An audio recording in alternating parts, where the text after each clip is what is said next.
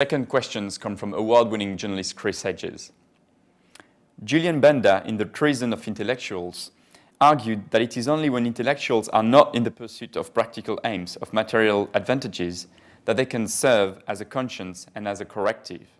Can you address the loss of philosophers, religious leaders, writers, journalists, artists, and scholars whose lives were once lived in direct opposition to the realism of the multitudes, and what this has meant for our intellectual and moral life? Well, I understand his feelings and share them, but I don't know what the loss was. When was it ever true? At no time that I can remember. The term intellectual came into pretty common usage in the modern sense at the time of the Dreyfusards. They were a small minority, a small vilified minority. The massive intellectuals supported state power. During the First World War, shortly afterwards, the intellectuals of every one of the countries passionately supported their own state and its own violence. Now, there were a handful of exceptions, like Bertrand Russell in England, or Rosa Luxemburg and Karl Liebknecht in Germany, or Eugene Debs in the United States. They were all in jail. They were a margin, they were imprisoned. Yeah, so yes, they were there.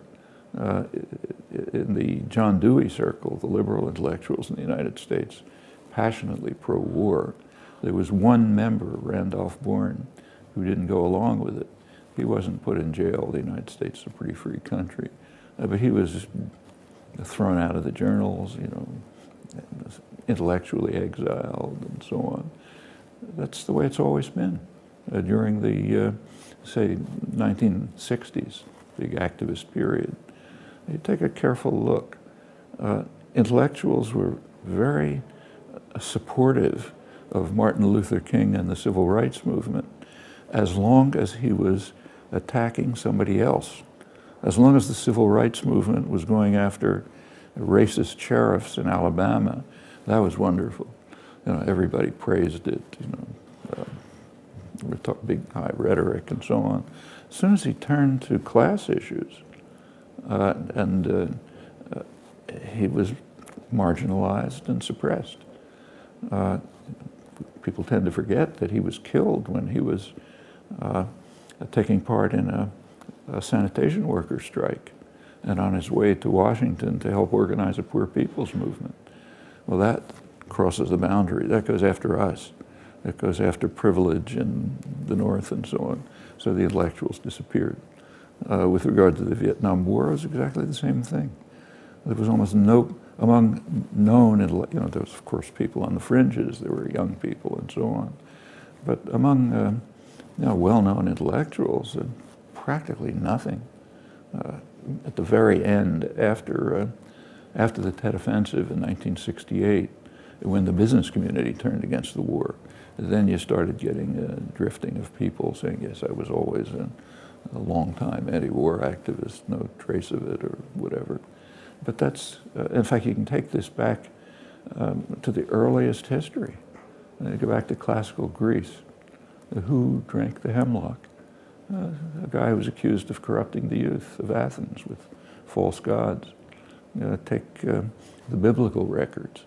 They didn't have the term intellectual, but they had a term which meant what we mean by intellectual. It's called prophet. It's a bad translation of an obscure Hebrew word.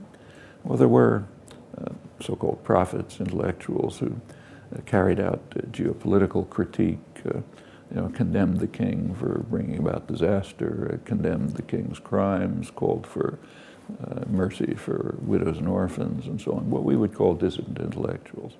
How are they treated? They were denounced as haters of Israel. It's the exact phrase that was used.